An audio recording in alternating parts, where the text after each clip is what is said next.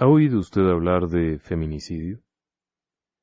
Bueno, básicamente, el feminicidio se podría describir como la violencia extrema en contra del género femenino, es decir, las mujeres.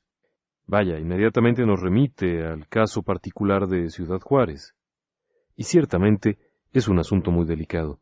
Sin embargo, a lo largo y ancho del mundo, el asunto del feminicidio no es un asunto sencillo. Es un asunto bastante grave, y particularmente, en algunos países, la política de Estado o la política en general se ha mezclado con las tradiciones ancestrales y ha generado, en pleno siglo XXI, damas y caballeros, una ola de asesinatos, tal cual, en contra de la mujer.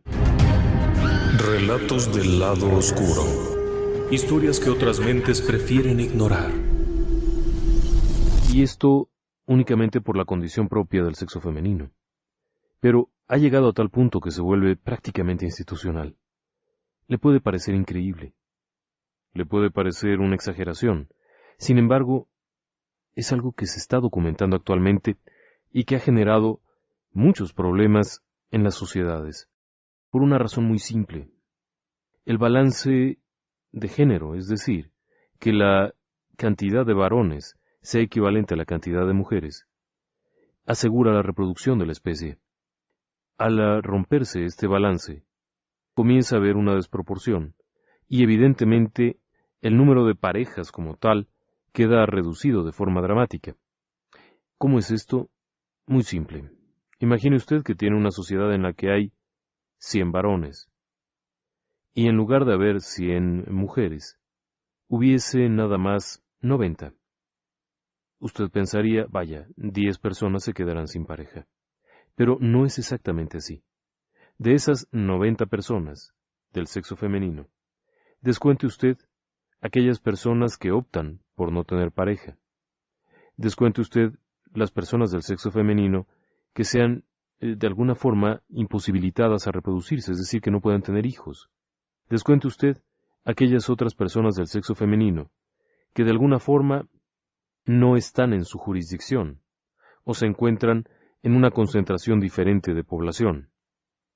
Es decir, el número de estas 90 personas no va a estar uniformemente distribuido, sino que va a haber más mujeres en un sitio y menos en otro.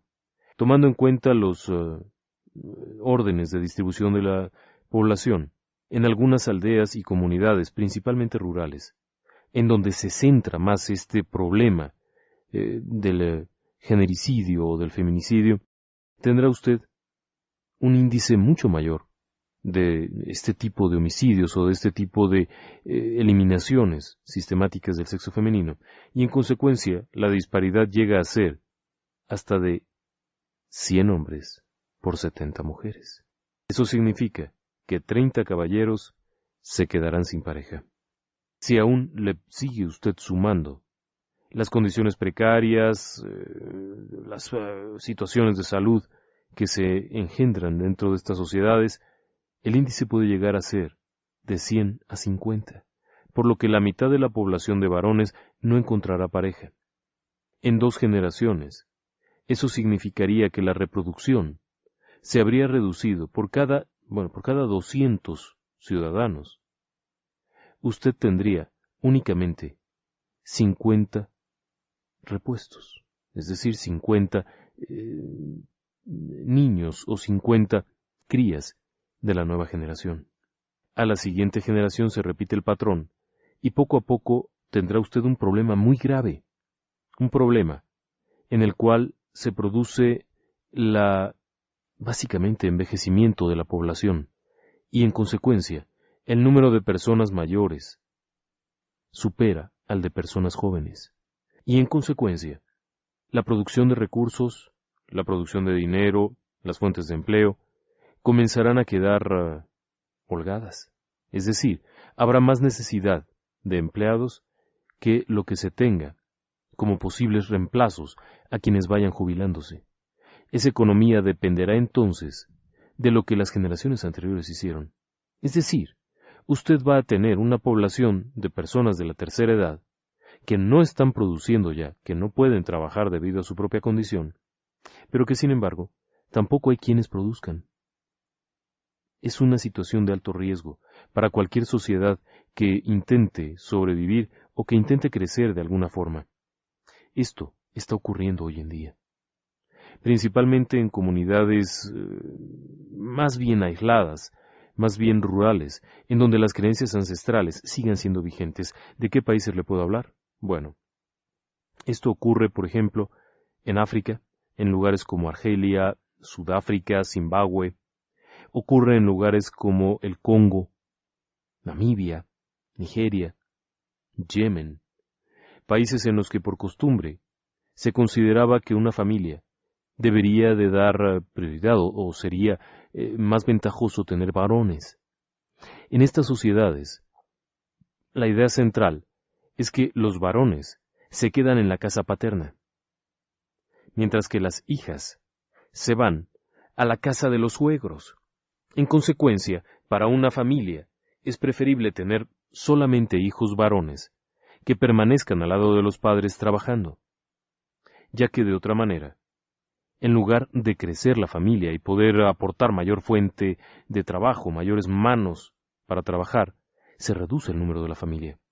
Es decir, en estas sociedades todavía tribales y un tanto agrícolas, la necesidad de mano de obra barata, que ayude, es indispensable, vaya, es algo muy grande esta necesidad. En consecuencia, si una familia solamente tuviera hijas y todas ellas contrajeran matrimonio, padre y madre se quedarían solos. No habría quien trabajara, no habría quien sustentara esa sociedad o esa familia. Por ello, se daba predilección a los hijos varones, por considerarse que, bueno, quien tuviese una familia solamente de hijos varones, serían padre, madre, supongamos 5 hijos, y además 5 chicas que llegarían a casarse con los hijos y en consecuencia la familia se volvería de 10 manos trabajando, en tanto que si fueran 5 hijas, se quedarían los 2, padre y madre, solos. Desde esa perspectiva, en muchos países se ha dado prioridad al nacimiento de varones. Si bien, en muchas de estas sociedades resulta imposible saber qué es el producto del embarazo, si varón o hembra, el asunto está en que, dentro de estas mismas sociedades, al nacer una hija, prefieren sacrificarla, matarla, deshacerse de ella, abandonarla, o simplemente no le brindan los cuidados necesarios, ya que sería una inversión perdida. Prácticamente como si se tratara de ganado. Eso está ocurriendo. Le decía yo que países, principalmente africanos, tienen este problema. Pero, en el lado asiático, los gigantes asiáticos, particularmente China, vive esto con un dramatismo verdaderamente inesperado. El dramatismo en China llega al punto en el que solamente habrá 20 señores que no consiguieron pareja. Ok, de una sociedad en la que hay 220 individuos, solamente habrá 80 parejas. En consecuencia, solamente habrá 80 reemplazos. ¿Por qué le digo 80? Bueno, particularmente en China existe una política que se llama la política del hijo único, en donde el primer hijo tiene todos los beneficios, el segundo hijo tiene mínimos beneficios y el tercer hijo no tiene ningún beneficio por parte del gobierno, por lo que las familias tienen un único hijo. En consecuencia, solamente habría 80 reemplazos. En una generación no habría mucho problema.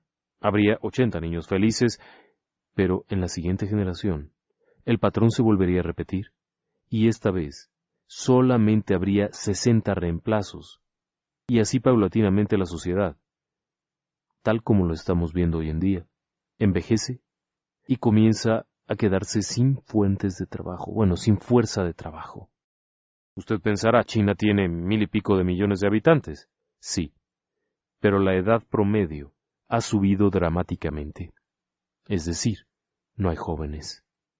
En 2 generaciones, la población de China podría estar experimentando un problema grave. No hay mano de obra. Esto ya ocurrió en otras sociedades. Tras la Segunda Guerra Mundial, las repúblicas que quedaron tras la Segunda Guerra comenzaron a racionalizar el número de hijos. Y esto fue muy sentido. Muchas de estas parejas preferían no tener hijos. Por una parte, la depresión y la crisis psicológica de la guerra. Por otro lado, la falta de varones. En estas sociedades ocurrió lo inverso.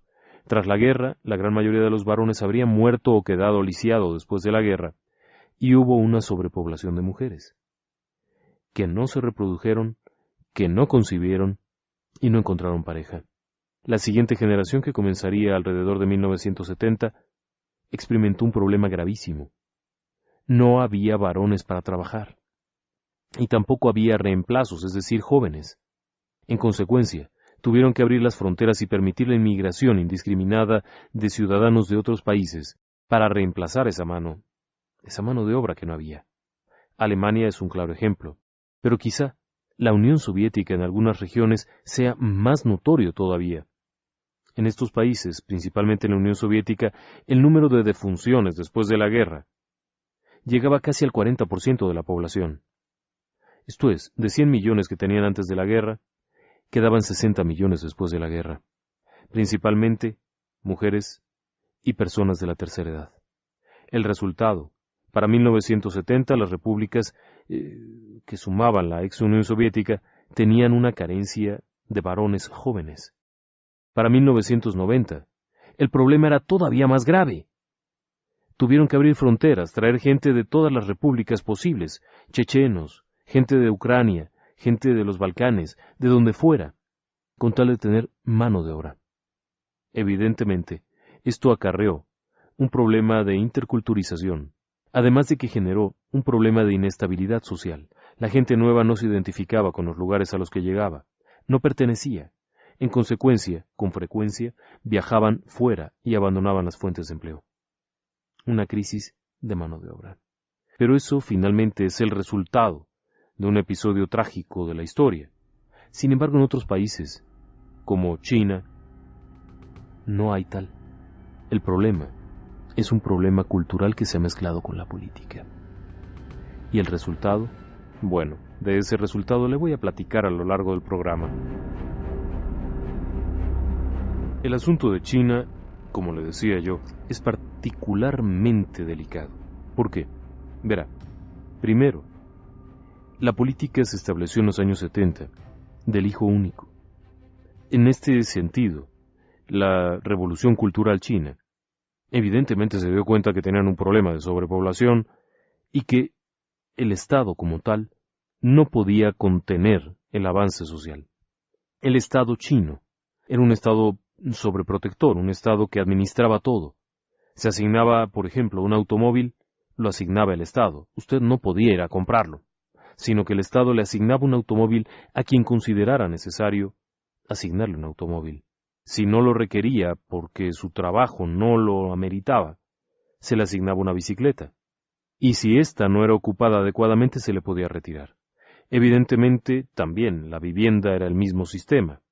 Era un sistema comunista sumamente extremo, en donde el control del Estado era absoluto. La salud pública igualmente era controlada por el Estado, la educación también era controlada por el Estado, de tal manera que los chiquillos eran retirados de las familias y educados por parte del Estado. En las zonas rurales ocurría lo mismo, pero con un margen diferente. Los chinos estaban acostumbrados a las granjas comunales. No era algo nuevo para ellos cuando se establece el sistema de granjas comunales. Ya lo tenían, ya era algo que se practicaba ancestralmente. Lo único que ocurre es que ahora, en lugar de que hubiera un señor que controlaba las granjas, las controlaba el Estado. Pero en estas zonas, la política del hijo único se vuelve muy violenta. La prohibición del gobierno, en el sentido de no aportar nada en contra del número de hijos, es decir, el primero tenía todos los privilegios, la mejor educación, comidas, salud, todo aquello. Pero el segundo ya no, y el tercero dependía íntegramente de los padres, quienes tenían un ingreso muy discreto. Si bien el gobierno, el Estado, aportaba todo a la familia, el último de los hijos dependía solo de ese pequeño ingreso que percibían los padres. Por lo tanto, resultaba imposible sostenerlo. Al no haber un servicio particular de educación, estaba destinado a no ser educado. estaba destinado a no tener los servicios de salud necesarios, e incluso a morir de hambre. Sí, tal cual, a morir de hambre. Eso es lo que le esperaba. Por ello, la gran mayoría de la población, desde los años 70, comienza a vivir bajo este régimen, en donde solamente había un hijo por pareja. No se previó que esto podía haber generado un problema mayor. Hoy en día, el gigante asiático ha logrado contener el crecimiento de su población. En el año 2005 nació el ciudadano número 1.300 millones en China. Según un estimado, a partir de ahí, si no se hubiera implementado la política del hijo único, China para el año 2005 habría tenido 1.700 millones de ciudadanos. Para el año 2010 habría tenido algo así como 1.900. Una brutalidad. Evidentemente, funcionó. ¿Pero a qué costo? El costo es que, en un cierto momento, alrededor del año 2012, por una parte el 24% de la población serán ancianos. Se habrá disminuido la capacidad de producción y de trabajo, teniendo que importar mano de obra de Mongolia y de otras locaciones, como las Coreas, en donde no hay la política del hijo único, pero en donde la población no tiene ni los medios ni la educación. Evidentemente, esto generó que la gente buscara en su hijo único todos los requisitos posibles, es decir, todos los privilegios posibles. Si una familia solamente iba a tener ese hijo, aun cuando el Estado era laico, aun cuando se había prohibido creencias, aun cuando había mucho control, las familias preferían tener un hijo varón, alguien que les ayudara y que finalmente se quedara con ellos.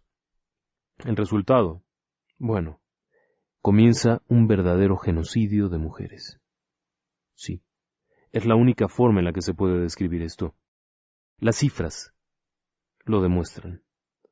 Por cada 100 mujeres hay 120 varones.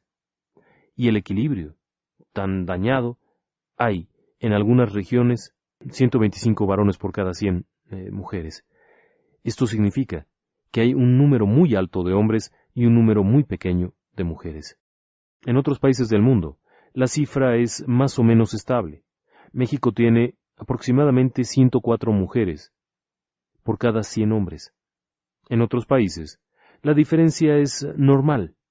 102 mujeres por cada 100 hombres. Únicamente en China se invirtió el balance y se produjo esta diferencia. ¿Pero cómo lo lograron? Bien, es simple. En China, el aborto como tal no está penado. Y tampoco está penado el aborto selectivo. Con las medidas actuales, con los equipos actuales que permiten el saber qué es el producto, qué sexo tiene el producto de un embarazo, los chinos actualmente pueden revisar y saber si es una niña. El aborto es la mejor opción. Para ellos, por supuesto. Y bueno, aparte de eso, China tuvo que implementar, de acuerdo con la Comisión Nacional de Población y Planeamiento Familiar, adoptó una medida en la cual la familia no le era permitido saber qué sexo tenía la criatura.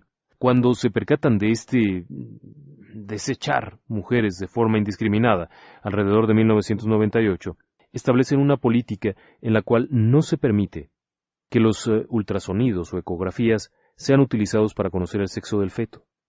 Muy bien, estuvo muy bien. Después se estableció que era ilegal el aborto selectivo, pero no penalizado. Y además de esto, China ha experimentado un auge económico inusual, lo que generó que surgieran cientos de consultorios clandestinos, los cuales tenían equipos chinos, ¿sí? Es decir, réplicas de los buenos, para identificar el sexo del bebé. De tal forma que por unos pocos yuanes, alguien podría identificar el sexo del bebé de forma clandestina y practicar un aborto. El resultado, bueno, estas clínicas han crecido y han pululado por todas partes. Y en cuanto a las leyes, tampoco hay una especie de penalización específica. Así como, por ejemplo, un bandido puede ser ejecutado, puede ser enviado a la pena de muerte, alguien que haga un aborto selectivo, no, ya que forma parte de la política de control de población. Ahora, ¿el problema de esto? Bueno, Se calcula que en los últimos años 100 millones, sí, escuchó usted bien, 100 millones de niñas chinas han sido abortadas. El número de varones, aproximadamente el 10%. Es una comparación dramática por todas partes. De acuerdo con la UNESCO y con diferentes organismos internacionales, el problema chino ha llegado a magnitudes que se podrían considerar un genocidio. Un genocidio de proporciones inexplicables e inimaginables. Si consideramos que una pareja pueda concebir en 3 o 4 ocasiones, y que de esas 3 o 4 ocasiones aborte 3 o 2, el número de abortos sería dramático, y el número de niñas abortadas sería todavía peor. De ahí que las cifras, calculadas en base a alguna información, es que básicamente 100 millones de mujeres chinas no sobrevivieron, es decir, no llegaron a nacer. Pero, conforme se disponía del control de las ecografías, es decir, que ya no se supiera que era el bebé, el problema se volvió entonces todavía peor.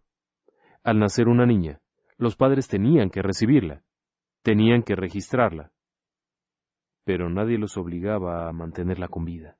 Así que el número de defunciones infantiles del sexo femenino equivale al número de abortos. Es una cifra verdaderamente asombrosa. El número de asesinatos de niñas recién nacidas. Una de dos. O los padres optan por arrojarla a través de las escaleras para fingir un accidente, le producen un paro respiratorio para fingir una muerte de cuna, ya que ahí se consideraría homicidio, o simplemente le dan alimentos en estado descompuesto para provocar una intoxicación que la fulmine. En algunos casos, simplemente no la alimentan. Y si bien el Estado los obliga en la primera hija o hijo a asistir a los servicios de salud, ellos pueden optar por no seguir las instrucciones de los médicos. Esto ha generado un problema también bastante grave. El problema, básicamente, es, por un lado, los asesinatos, por otro lado, los delincuentes. Es decir, si el Estado detecta que una pareja deliberadamente mató a su recién nacida, tiene que actuar en contra de esa pareja. Pero ¿dónde rayos metería usted a 100 millones de personas detenidas por crímenes? No hay capacidad instalada en ninguna parte del mundo para sostener en prisión semejante número de personas. Por lo tanto, el Estado tendría que hacer de la vista gorda, porque de otro modo retiraría 100 millones de personas activas. Eso es un porcentaje demasiado alto. Retener a esta gente o castigarles de algún modo implicaría un daño social terrible y un costo económico igualmente terrible. Entonces se ha dado preferencia, o se ha permitido en alguna medida, que las niñas al nacer sean muertas. No le estoy hablando de hace 100 años, no le estoy hablando de algún otro mundo diferente, no, le estoy hablando del siglo XXI. Las cifras son actuales, y el llamado general es a parar esto, a tratar de alguna forma de parar esto, ya que actualmente en China están teniendo que importar mujeres de otras partes. ¿Sí?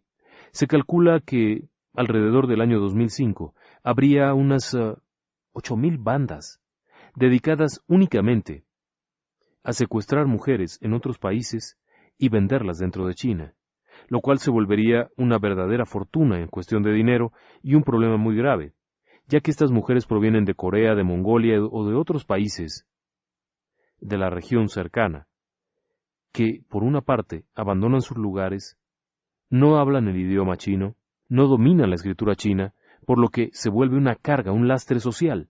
No son empleados, no tienen capacidad de trabajo y no tienen documentación. Por consiguiente, no pueden entrar al mercado de trabajo chino. El ingreso de todos estos millones de personas está generando un problema muy grave. Por una parte, si bien el asunto de la población puede controlarse, es decir, que nacen nuevamente varones, hay población joven, el asunto está en que esta población inmigrante, esta población recién ingresada a través de las mafias, que han sido vendidas, literalmente, como esclavas, bueno, pues le cuestan a los habitantes chinos. Y les cuestan de tal medida que no puede sostenerse una economía. Un doble efecto, ¿no cree? Este asunto del genericidio ha tomado proporciones dramáticas en algunos países, y en otros, el genericidio se ha mezclado también con el infanticidio y el asesinato. La India. Sí, la India. Hoy en día es uno de los pocos países que envía naves espaciales, que tiene capacidad nuclear y que tiene el mayor número, a nivel mundial, de personas con título de doctorado. Es decir, que sus alumnos en las universidades llegan al grado de doctorado. Esto es, estudian una licenciatura, es decir, una carrera, después una especialidad y después otra especialidad. Tiene un ingreso muy alto, un estándar de vida muy alto, y sin embargo, en las regiones rurales de la India, todavía hoy en día, sigue practicándose el derecho aquel extraño de matar a la nuera. Si bien es un crimen, el hecho es que, en las regiones rurales de la India, la suegra puede matar a la nuera. ¿Con qué finalidad? Volver a cobrar la dote. Entonces, aquellos padres que tienen hijas ven con verdadera preocupación que cuando la hija esté en edad de contraer matrimonio, no solamente va a dejar de producirle a la casa, no solamente va a dejar de trabajar para la madre y el padre, sino que además estos van a tener que pagar porque la hija se case. En este país, es decir, aquí en México, nosotros no entendemos eso. Nosotros vemos que una pareja se conoce y deciden casarse. Pues qué bueno, nos da mucho gusto. Si van a tener suerte o no en el matrimonio, eso es problema de ellos.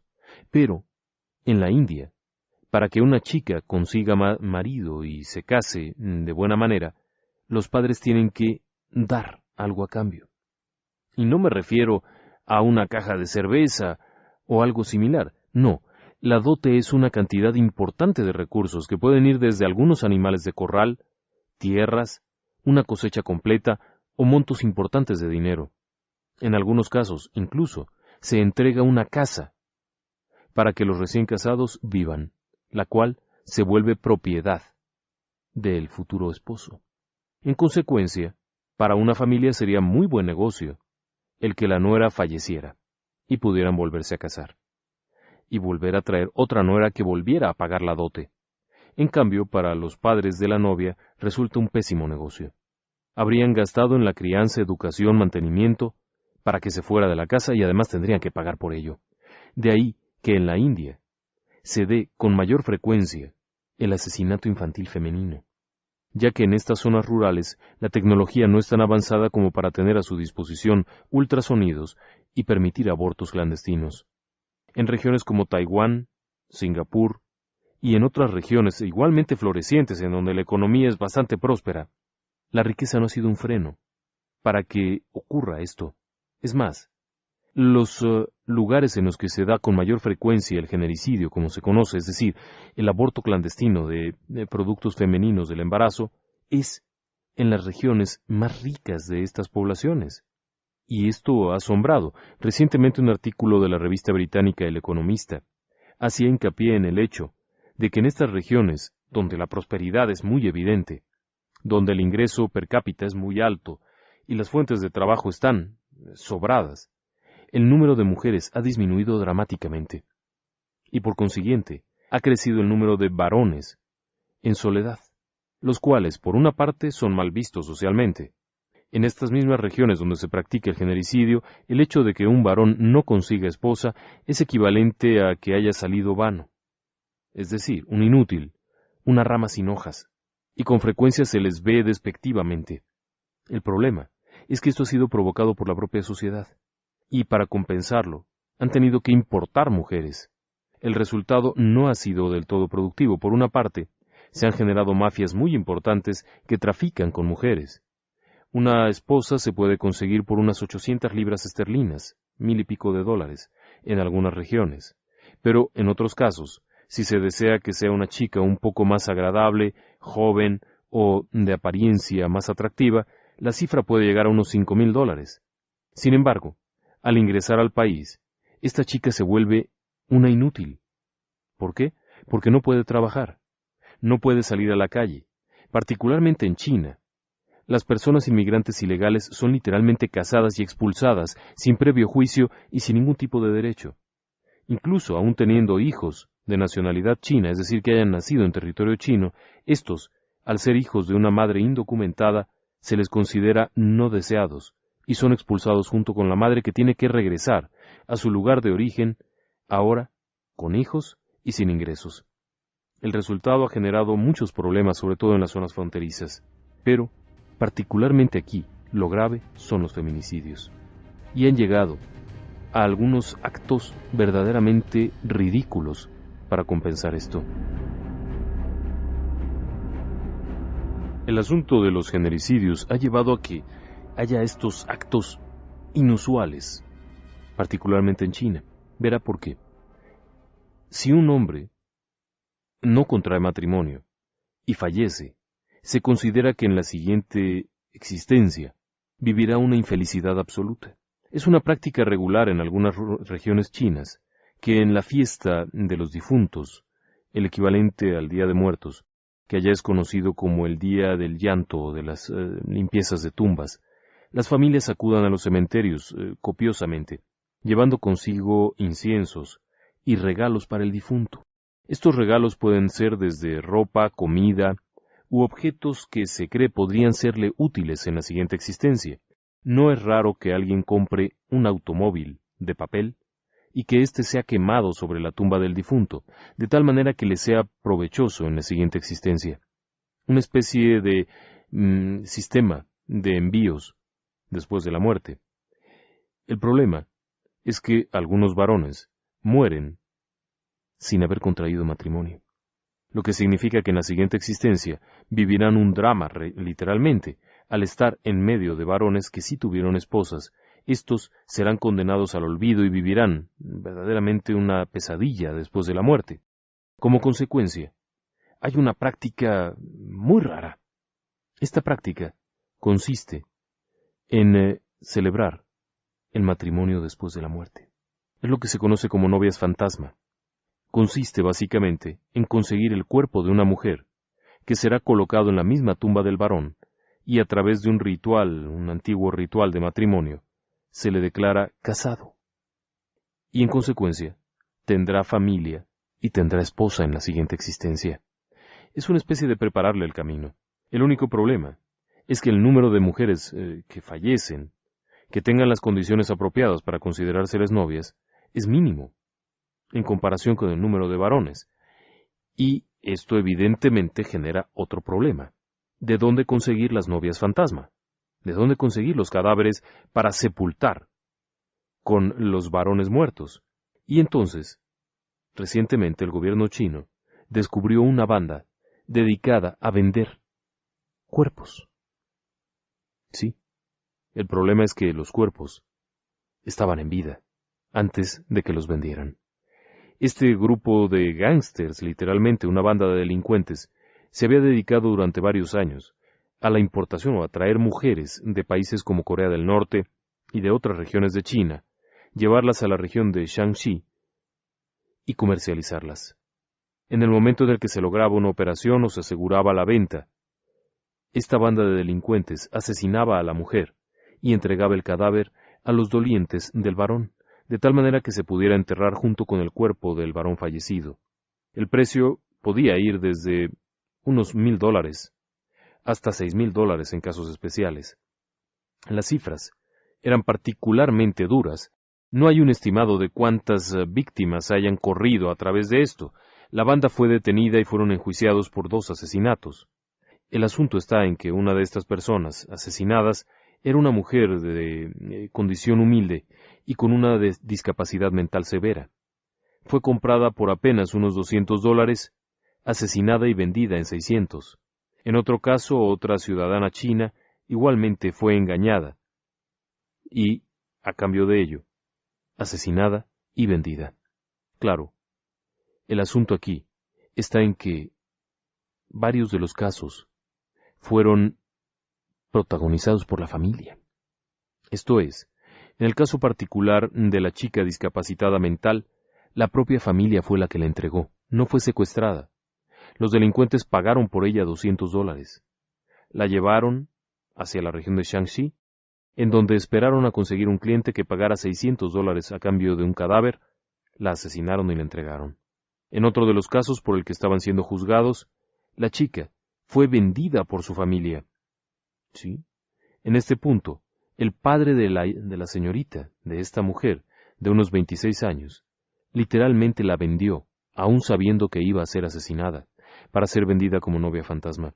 Cuando las autoridades lo detienen, éste declara que no sabía el destino final, que sabía que su hija iba a ser vendida como esposa. Pero finalmente, terminó confesando que conocía que estos hombres se dedicaban a la venta de novias fantasmas, razón por la cual su hija sería asesinada. Lo que declaró era verdaderamente abrumador. De acuerdo con sus creencias y sus explicaciones, este sujeto consideraba que su hija valía más muerta que viva, razón por la cual la vendió. Durante varios meses, este grupo de delincuentes se dio a la tarea de conseguir chicas de diferentes características y de diferentes estratos sociales para venderlas en esa condición, lo cual les generó importantes ingresos. Sin embargo, también comenzó a despertar sospechas de las autoridades de la región de Shaanxi por el incremento en el número de sepelios múltiples, es decir, el número de mujeres que casualmente habían muerto y sus cuerpos eran colocados junto a los varones. Esto despertó las sospechas y una investigación que concluyó con la captura de los delincuentes. Cabe señalar que en este punto, la venta de personas muertas se había vuelto muy popular, debido a la creencia en la vida en existencia posterior y la necesidad de que los difuntos tuvieran una pareja con quien estar. Evidentemente, esto no habría ocurrido si el equilibrio poblacional fuera el correcto. Pero particularmente en la región de Shaanxi, las creencias ancestrales han afectado hasta el punto de que en algunas aldeas hay una proporción de 140 hombres por 100 mujeres, lo que ha determinado un incremento significativo de varones solos y ha generado una ola de asesinatos para conseguir novias fantasmales, es decir, estas parejas post-mortem. Finalmente, todo ello, vulgarmente, son feminicidios. Le agradezco mucho el favor de su compañía. Muy buenas noches y que descansen en paz. Relatos del lado oscuro.